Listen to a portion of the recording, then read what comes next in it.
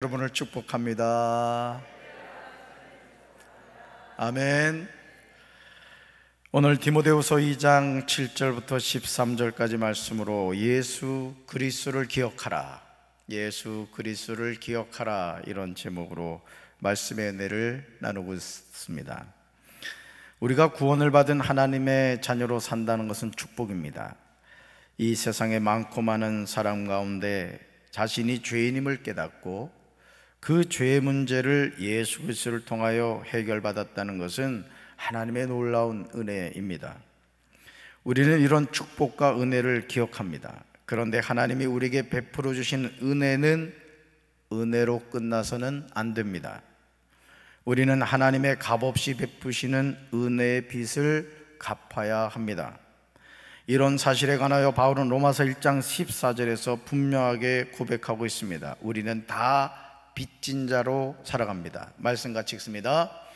헬라인이나 야만인이나 지혜 있는 자나 어리석은 자에게 다 내가 빚진 자라. 아멘. 사랑하는 성도 여러분, 사실 사도 바울은 누구에게도 빚을 지지 않았습니다. 그는 가난한 사람이 아닙니다. 그는 매우 부유한 사람이었습니다. 그럼에도 그는 자신이 빚을 진 사람이 누구인지 언급하고 있습니다. 바로 그 사람들이 헬라인이나 야만인이나 지혜 있는 자나 어리석은 자에게 다 내가 빚진 자라고 분명하게 고백하고 있습니다. 그렇다면 바울이 고백하고 있는 대상은 누구일까요? 바울은 어떤 빚을 졌다는 걸까요? 지금 바울이 말하고 있는 빚은 복음의 빚입니다. 따라합시다. 복음의 빚. 복음의 빚. 그래서 바울은 이 복음의 빚을 갚기 위해서 할 수 있는 대로 로마에 있는 사람들에게 복음을 전하기를 원했습니다.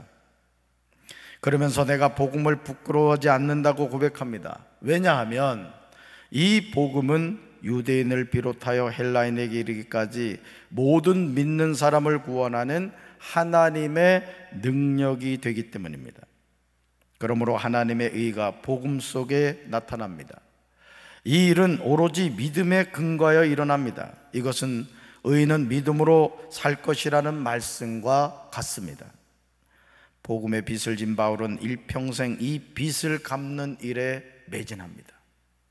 로마서 1장 17절에서 인용하고 있는 하박국 2장 4절 말씀처럼 오직 의인은 믿음으로 말미암아 살리라는 이 말씀대로 살아갑니다.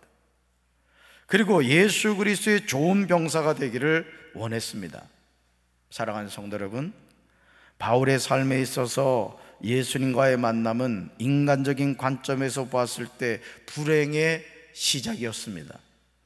사실 바울은 예수님을 만나지 않았어야 합니다. 그랬더라면 그는 성공적인 인생을 살았을 겁니다. 그는 거침없는 삶을 살았을 겁니다. 그러나 안타깝게도 다메섹으로 가는 길에서 예수님을 만난 이후 성공이 보장되었던 바울의 삶은 망해버렸습니다. 망해도 보통 망한 것이 아닙니다. 고린도후서 11장 23절부터 바울이 어떻게 망했는지에 대해서 간증하고 있습니다. 섬뜩한 내용입니다만 같이 한번 읽어볼까요?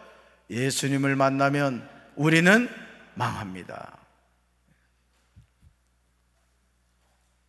예수님을 만나면 어떻게 된다고요? 표정이 별로 안 좋은 것 같아. 망한다니까. 바울은 복음의 빚을 갚으려고 수고도 더 많이 하고요, 감옥살이도 더 많이 하고, 매도 더 많이 맞고 여러 번 죽을 뻔하였습니다.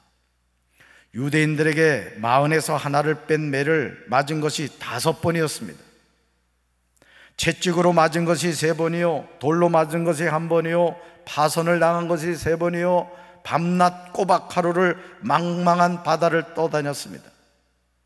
이방인들에게 빚을 갚겠다는, 복음의 빚을 갚겠다는 일념으로 자주 여행하는 동안에는 강물의 위험과 강도의 위험과 동족의 위험과 이방 사람의 위험과 도시의 위험과 광야의 위험과 바다의 위험과 거짓 형제의 위험을 당하였습니다.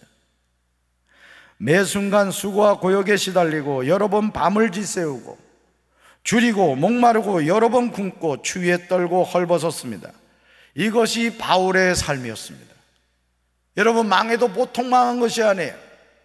편안한 여생을 살 수 있었는데 그는 바리새인 중에 바리새인이었고 가말리엘에게서 최고의 학문을 배웠기 때문에 그는 앞길이 훤하게 보장된 그런 사람이었습니다. 그런데 예수님 만나고 나서 바울은 이런 삶을 살았던 것이죠. 어느 누가 이런 바울의 삶을 사모하겠습니까? 아마 보통 사람 같으면 이런 삶을 포기할 겁니다. 그러나 바울은 오히려 영적인 아들 디모데에게 그러므로 너는 그리스도 예수 안에 있는 은혜 가운데서 강하라고 권면합니다. 너는 그리스도 예수의 좋은 병사로 나와 함께 고난을 받으라고 당부합니다. 얼마나 어처구니가 없는 말입니까? 자신의 영적인 아들 디모데에게 영적인 아버지로 당부하는 말이 나와 함께 영광을 얻으라는 것이 아닙니다. 나와 함께 뭘 받으라고요? 고난을 받으라는 거예요. 그러나 바울이 영적인 아들 디모데에게 이렇게 말한 이유가 있어요. 그것은 병사로 모집한 자를 기쁘게 하려 함이라는 거죠. 여러분, 저와 여러분을 하나님의 자녀로 불러주신 분은 하나님이신 줄로 믿습니다. 예수 그리스도신 줄로 믿습니다. 우리는 나를 불러주신 그분의 기쁨이 되어야 될 줄로 믿습니다. 경계하는 자가 법대로 경계하지 않으면 승리자의 관을 얻지 못합니다. 수고하는 농부가 곡식을 먼저 받는 것이 마땅한 것이죠. 바울은 이런 낭부를 한 후에 디모데에게 이렇게 말합니다. 내가 말하는 것을 생각해보라.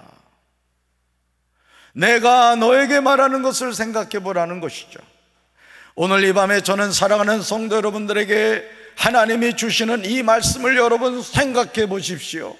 바울과 동일한 심정으로 여러분에게 말씀드립니다. 바울은 자신이 예수님을 만난 이후에 그의 삶의 방향이 완전히 바뀌었어요.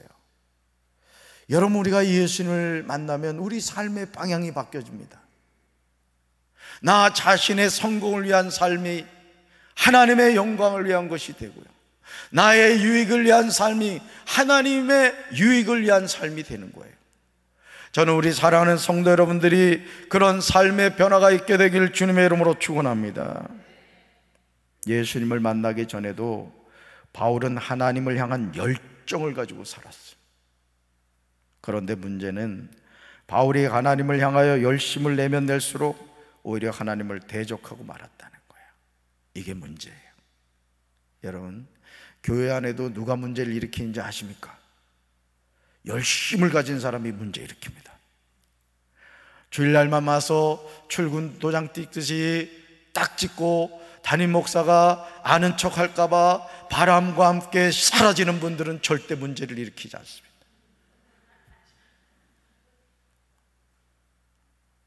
내가 이 교회 주인이야.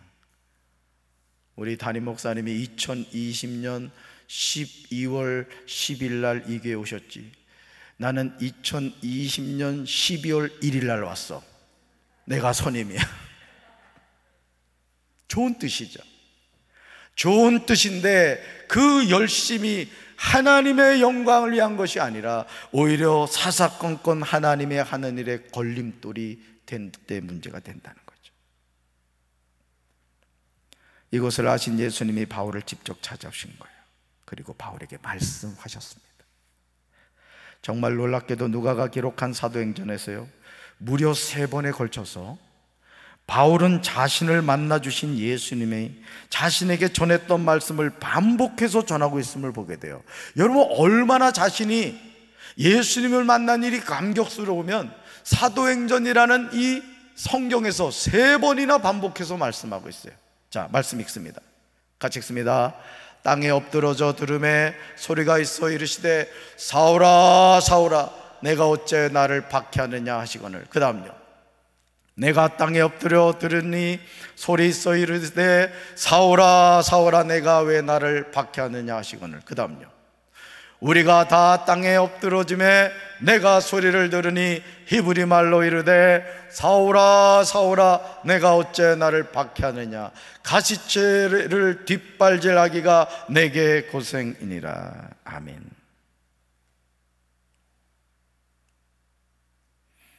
바울의 삶에 있어서 이 예수님과의 만남은요 너무 충격이었던 거예요.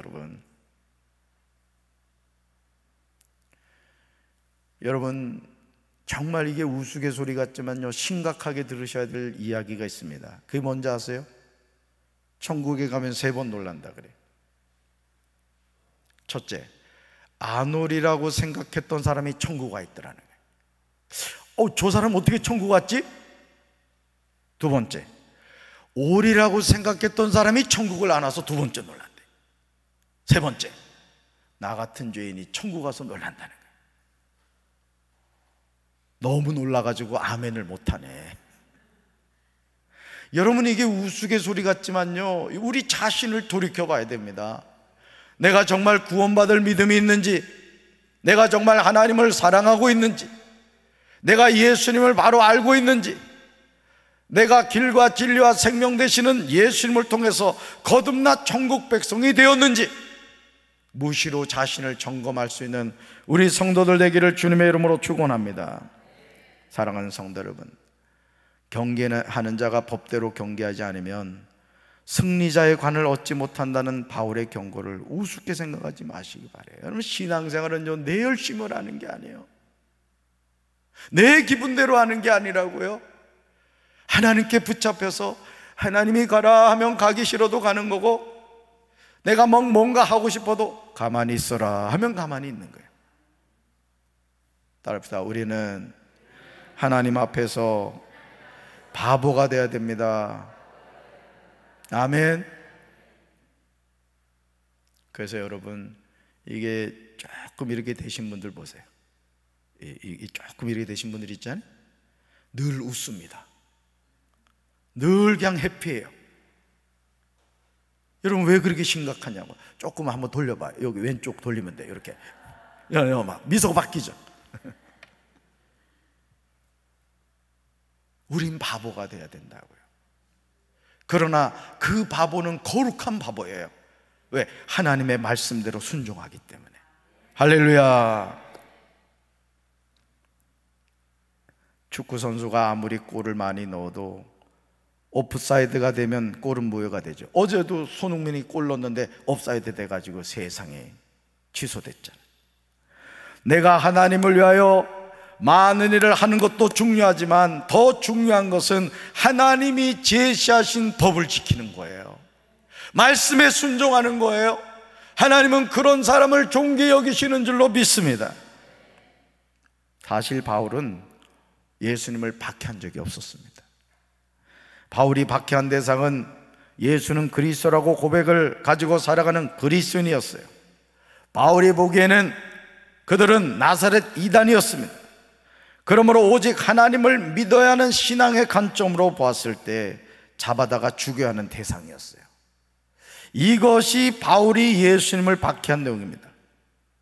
그러므로 저와 여러분이 하나님의 일을 감당하기 위해서 우리에게 절대적으로 필요한 것은 하나님이 주시는 총명입니다.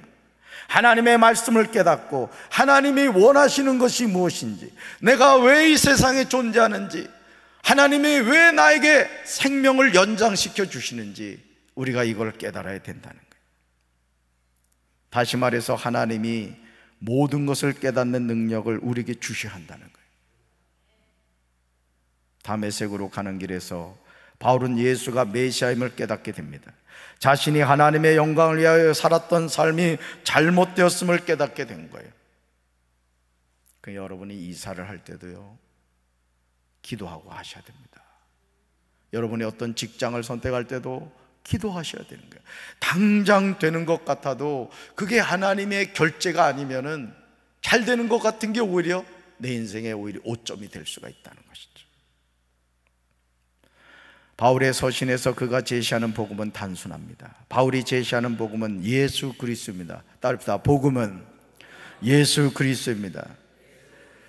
그러기에 로마서 1장 1절에서 바울은 자신을 소개할 때 예수 그리스도의 종 바울이라고 말합니다. 사도로 부르심을 받아 하나님의 복음을 위하여 택정함을 입었다고 합니다. 그는 자신이 박해하던 예수 그리스도의 종이 되었어요. 여러분 생각해 보세요. 이게 말이나 됩니까?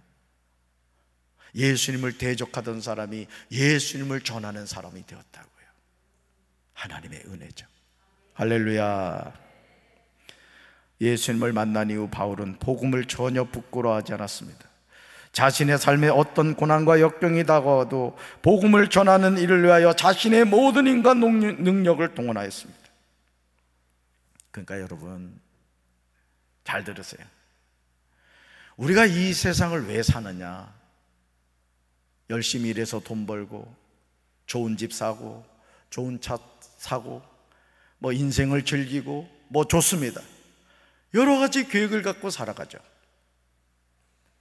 그런데 성경이 우리를 왜 이 땅에 존재하게 했느냐 이거예요. 우리는 항상 우리의 삶을 어디에서 해답을 찾아야 되냐면 성경 66권에서 찾아야 됩니다. 이 성경에는 수많은 사람들이 태어나서 살다가 죽은 이야기가 나와요. 그리고 그 사람이 죽은 이후에 어떻게 됐는가까지 나옵니다. 그리고 하나님이 우리에게 가르쳐 주시는 거예요. 얘야, 네가 이 세상을 사는 이유는 너에게 있지 않아. 내가 너를 이 세상에 보냈고 내가 너를 통해서 하고자 하는 일이 있어. 너는 그 일을 위해서 존재하는 거야. 하나님 우리에게 그걸 말씀하신다. 근데 바울이 어디서 그걸 깨닫게 됐어요? 다메섹으로 가는 길에서. 복이에요, 저주예요? 저주가 아니죠, 복이죠. 세상의 관점으로 봤을 땐 저주죠.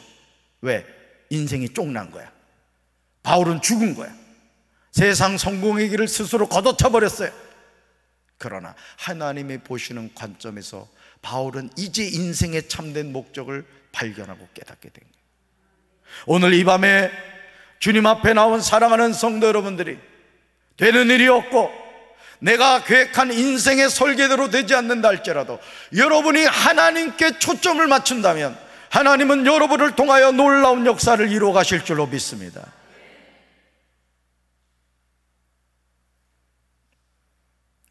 고린도후서 11장 28절에서 바울은 아직도 날마다 내 속에 눌리는 일이 있는데 모든 교회를 위하여 염려하는 것이라고 고백합니다. 이것이 바울의 삶이었어요. 어떻게 하면 하나님의 영광을 위해서 살까? 어떻게 하면 하나님의 기쁨이 될까? 이 고민을 했던 거예요. 바울의 서신에서 복음과 연결되는 핵심은 항상 아들이신 예수 그리스도입니다. 우리 말씀 두 구절을 보겠어요. 같이 읽습니다. 내가 전한 복음대로 다윗의 씨로 죽은 자 가운데서 다시 살아나신 예수 그리스도를 기억하라. 그 다음요, 이 복음은 하나님이 선지자들을 통하여 그의 아들에 관하여 성경에 미리 약속하신 것이라. 아멘. 사랑하는 성도들, 바울이 전한 복음이 무엇입니까? 다윗의 씨로 죽은 자 가운데서 다시 살아나신 예수 그리스도예요. 복음이 누구다? 예수다 이거예요. 다릅니다. 복음은 예수다. 굿뉴스예요, 굿뉴스. 바울이 전한 복음이 무엇입니까? 이 복음은 하나님이 선지자들을 통하여 그의 아들에 관하여 성경에 미리 약속하신 거예요. 자, 여러 번 말씀드렸어요. 구약 39권은 뭐라 그랬죠? 너는 죄인이야, 내가 구원자 메시아 보내줄게. 이게 구약의 핵심입니다. 신약이 뭐라 그랬어요? 내가 약속한 메시아 보냈다? 그 메시아가 누구? 예수야. 그 예수가 너희의 죄를 십자가에서 해결해 주었어. 그리고 승천하여 하나님 보좌 우편에 앉아 계셔. 그리고 한 가지, 다시 재림할 거야. 이게 신약이에요. 할렐루야. 성경은 어디에 펼쳐도 누가 나온다? 예수가 나온다. 사랑하는 성도들, 그러므로 바울은 예수 그리스도를 기억하라고 강조합니다. 따라합시다. 예수 그리스도를 기억하라. 예수 그리스도를 기억하라. 오늘 저와 여러분도 마찬가지예요. 우리가 바른 신앙생활을 하려면 우리는 매일매일 예수 그리스도를 기억해야 돼요. 그분이 나 같은 죄인을 위하여 무엇을 하셨는지 잊지 말아야 됩니다. 우리가 주님의 그 은혜를 잊어버릴 때 타락하게 되는 거예요. 끝까지 우리는 주님을 생각해야 돼요. 예수님을 만난 이후 바울은 복음을 전하다가 말할 수 없는 고난을 친히 당했습니다. 디모데후서 2장 9절에서 이 사실을 증언하고 있습니다. 지금 자신이 여기서 이러한 고난을 몸소 당하며 죄인처럼 감옥에 갇혀 있는 이유도 바로 그 위대한 진리인 복음을 전하였기 때문이라고 고백합니다. 비록 자신은 쇠사들에 묶여 있지만 하나님의 말씀은 묶여 있지 않다고 이야기합니다. 얼마나 비장하게 느껴지는 바울의 모습입니까? 죄인이 예수님을 만나서 하나님의 자녀가 된다는 것은 이런 믿음의 결단과 변화가 있습니다. 너무너무 중요한 거예요. 특별히 우리 청년들 예수님 만나야 돼. 아멘. 우리 청소년도 와 있는데 마찬가지. 성도 여러분도 마찬가지입니다, 여러분. 평생 예수 믿었는데 구원을 못 받았다 생각해봐요. 그래서 성경에서는요 항상 그 비유의 말씀이 나옵니다. 슬피 울며 이를 갈미 있으리라. 여러분, 왜 이를 갈겠어요? 너무 억울하고 속상한 거예요. 내가 평생을 교회를 다니고 열심히 나는 한다고 했는데 천국에 못 들어간다고 생각해봐요. 억울하겠어요? 억울하지 않겠어요? 그냥 억울하겠습니까? 미치도록 억울하지. 본전 생각나겠어요? 안 나겠어요? 무지하게 생각나지. 저는 우리 사랑하는 성도 여러분들, 예수님 잘 믿어 천국 백성 되길 주님의 이름으로 축원합니다. 비록 자신은 쇠사들에 묶여 있지만 하나님의 말씀은 묶여 있지 않다는 거죠. 여러분, 예수님을 만나면 우리는 복음으로 말미암아 세상에 못 박히는 삶을 살게 됩니다. 이것이 거듭난 그리스도인의 바른 삶의 모습입니다. 갈라디아서 6장 14절에서 바울은 이 사실에 관하여 지체하지 않고 고백합니다. 여러분 따라합시다. 거듭나면 삶이 완전히 달라집니다. 우리 말씀 같이 읽어봅니다. 그런데 내게는 우리 주 예수 그리스도의 십자가 밖에는 자랑할 것이 아무것도 없습니다. 그리스도로 말미암아 내 쪽에서 보면 세상이 죽었고 세상 쪽에서 보면 내가 죽었습니다. 아멘. 우리는 살기 위해서 예수 그리스도와 함께 십자가에서 죽었습니다. 우리는 죽어야 사는 존재, 자신이 죽지 않고서는 살 수 없는 것. 그러나 세상은 우리에게 인생을 즐기면서 살라고 종용합니다. 인생을 멋지게 살라고 손짓합니다. 너 왜 그렇게 바보같이 살아? 왜 그렇게 살아? 온라인으로 예배드리면 되지. 저 대천 해수욕장 가서 정해진 시간에 유튜브로 실시간으로 예배드리면 되지. 허구한 날 교회 가서 주여 주여. 사람이 좀 지혜롭게 신앙생활을 해야지 말이야. 너무 은혜가 돼가지고 그래, 난 참 바보처럼 살았군요. 난 참 바보처럼 살았군요 하면서 그때부터 타락하는, 그때부터. 여러분, 신앙은 타협이 없습니다. 제가 작년에 우리 교회 부임해가지고 한 번 빼놓고 예배 다 드렸어. 그 한 번도 사실은 난 예배 드리려 했다고 우리 장로님들이 쫓아와가지고 그냥 회개해야 돼, 회개해야 돼. 강 장로님 그때 올라왔었어. 한 번 빼놓고 예배 다 드렸어요. 그러니까 어때요? 하나님 지켜주시잖아요. 교회가 예배를 패하면 끝난 거예요. 그 교회는. 우리 청년들도 예배 중요하게 생각해야 돼. 할렐루야.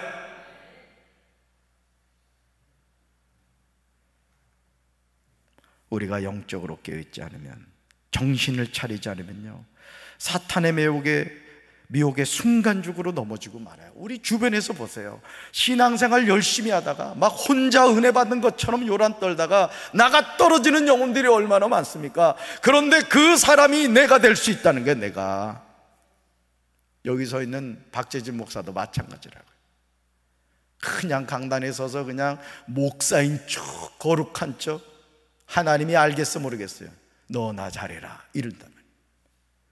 저도 늘 하나님 앞에서 제 자신이 늘 하나님의 마음에 합한 목사 되게 해주시고, 겸손으로 어리를 동이게 해주시고, 주신 사명 잘 감당하게 해주시고, 주님 저 목회 잘하고 싶어요, 목회 잘하고 싶어요 기도한다고.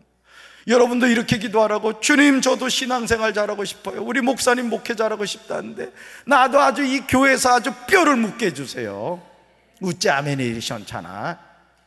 떠날 준비만 하고 있구만 지금.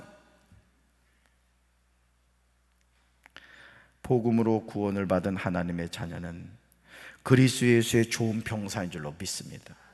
그런데 그리스도 예수의 좋은 군사는요, 반드시 고난을 받아야 돼요. 이게 역설입니다. 그리스도 예수의 좋은 군사는 고난을 받아야 된다는 거예요. 여러분, 세계적인 선수들의 공통점이 뭔지 아십니까? 철저한 그 아주 엄청난 훈련을 견뎌낸 선수들이에요. 누가복음 14장 27절에서 예수님 이렇게 말씀하셨어요. 같이 읽습니다. 누구든지 자기 십자가를 지고 나를 따르지 않는 자도 능히 내 제자가 되지 못하리라. 아멘. 십자가를 지지 않고 예수님의 제자가 되지 못합니다. 그러므로 우리는 그리스도 예수의 좋은 병사로 택함을 받아서 주님이 맡겨주신 사명을 감당할 때 우리가 갖춰야 하는 중요한 덕목이 모든 것을 위하여 끊임없이 참는 거예요. 참는 거예요. 누가복음 21장 19절에서 예수님 이렇게 말씀하셨어요. 같이 읽습니다. 너희의 인내로 너희 영혼을 얻으리라. 아멘. 성령의 9가지 열매 가운데 인내와 절제가 있음을 알아야 돼요. 여러분, 누가 기도 응답 받는지 알아요? 인내하고 인내하는 사람이에요. 기다리고 기다리는 사람이에요. 저도 목회 여정에서요, 그냥 담임 목사하고 대판 한 판 붙고 그냥 에라 못해 먹겠다 이러고 싶을 때가 한두 번이 아니에요. 정말 속상할 때 많았어요. 그래도 인내하고 또 인내, 참고 또 참았어요. 그럼 하나님의 때가 되니까 하나님이 열어주시더라고. 여러분의 인생도 마찬가지예요. 조급해하지 마세요. 하나님께 맡기세요. 때 되면 하나님이 일하실 줄로 믿습니다.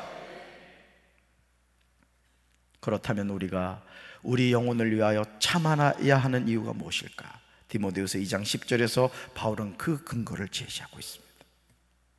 우리는 이 말씀을 통하여 우리가 택함을 받은 영혼들을 위하여 모든 것을 참아야 하는 이유를 분명히 깨닫게 되어 같이 읽습니다.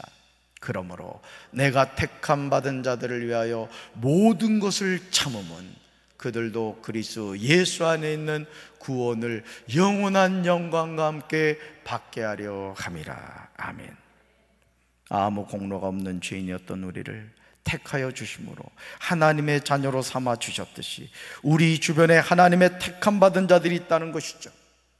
그러므로 먼저 구원을 받은 우리가 해야 하는 일은 그 영혼들을 위하여 모든 것을 참는 겁니다. 왜냐하면 그들도 그리스도 예수 안에 있는 구원을 영원한 영광과 함께 받게 하려 함이기 때문에. 바울은 이 말씀은 믿을만하다고 고백합니다. 그러면서 우리가 주님과 함께 죽었으면 우리도 또한 그분과 함께 살 것이라고 대답하고 있습니다. 여러분, 우리가 뭐 부족해서 그렇습니까? 여러분이 뭐 부족해가지고 여러분 진짜 인간적으로 볼 때 한 주먹거리도 안 되고 말이죠, 진짜 볼 것도 없지만은 그 앞에서 여러분이 자신을 낮추고 섬기고 하는 것이 여러분이 부족해서가 아니라는 거예요. 여러분의 인내와 낮아짐을 통하여 하나님이 한 영혼을 구원하신다. 할렐루야. 예수님을 위하여 참으면 주님과 함께 왕노릇합니다. 그러나 만약 우리가 예수님을 부인하면 주님도 우리를 부인하십니다. 누가복음 12장 8절과 9절에서 예수님은 이 사실에 관하여 우리 모두에게 분명히 말씀하셨어요. 같이 읽습니다. 내가 너에게 말한다. 누구든지 사람들 앞에서 나를 시인하면 인자도 하나님의 천사들 앞에서 그 사람을 시인할 것이다. 그러나 사람들 앞에서 나를 부인하는 사람은 하나님의 천사들 앞에서 부인당할 것이다. 아멘.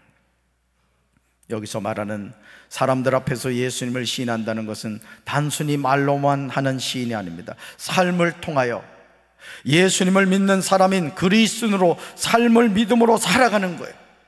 그러므로 많은 사람들 앞에서 부인하는 삶을 선택하곤 합니다. 나를 부인하는 거예요. 사랑하는 성도 여러분, 우리가 신실하지 못할 때도 주님은 우리에게 신실하게 대하십니다. 왜냐하면 그분은 거짓이 없으시기 때문이에요. 그러기에 우리는 죽은 자 가운데서 다시 살아나신 예수 그리스도를 기억하며 살아야 할 줄로 믿습니다. 예수님이 십자가에서 참으셨기에, 온갖 모욕과 고통을 참으셨기에 우리가 죄의 사함을 받아 하나님의 자녀가 된 줄로 믿습니다. 그렇게 할 때 우리는 고난 앞에서도 늘 담대할 수 있어요. 여러분, 주눅 들지 마세요. 겁먹지 마세요. 염려하지 마세요. 주님이 함께 하실 줄로 믿습니다. 하나님의 갚을 수 없는 큰 은혜로 그리스도 예수 안에서 구원받았어요. 그러니 어찌 예수님을 기억하지 않겠습니까? 저는 우리 사랑하는 성도 여러분들이 인생의 어떤 고난과 역경이 다가온다 할지라도, 막힌 것 같고 안 되는 것 같다 할지라도 주님을 의지하심으로 주님이 주시는 승리와 기쁨을 늘 누리며 살아가는 우리 사랑하는 성도들 되기를 주님의 이름으로 축원합니다. 가슴에 손을 얹겠습니다. 하나님 아버지, 오늘 우리가 하나님의 자녀로 살아간다는 것이 결코 쉽지 않음을 고백합니다. 세상은 우리를 향하여 인생을 즐기며 살라고 합니다. 왜 너는 바보처럼 그렇게 사느냐고 손가락질합니다. 우리가 세상의 소리에 귀 기울이면 어느 날 우리는 주님을 떠나 세상 가운데 살게 될 것입니다. 주님, 인내하게 하옵소서. 믿음으로 승리하게 하옵소서. 예배드림이 기쁨이 되게 하시고 기도함이 감사의 고백이 되게 하여 주옵소서. 그래서 우리 사랑하는 성도들의 믿음의 고백을 통하여 날마다 하나님의 나라가 확장되게 하옵소서. 우리에게 왜 예수를 믿느냐고 누군가 물었을 때 우리가 분명히 복음이신 예수 그리스도를 증거할 수 있는 복음의 일꾼들이 되게 하여 주옵소서. 우리 사랑하는 성도들을 축복하여 주옵소서. 주님이 주시는 금면류관을 사모하며 살아가는 성도들 되게 하옵소서. 이제는 우리 주 예수 그리스도의 크신 은혜와 하나님 아버지의 한없는 사랑과 성령님의 교통하심이 주님과 더불어 살고 주님과 함께 호흡하며 주님 안에서 승리하기 원하는 사랑하는 주의 백성들 위해 이제부터 영원토록 함께 하시기를 간절히 축원하옵나이다. 아멘.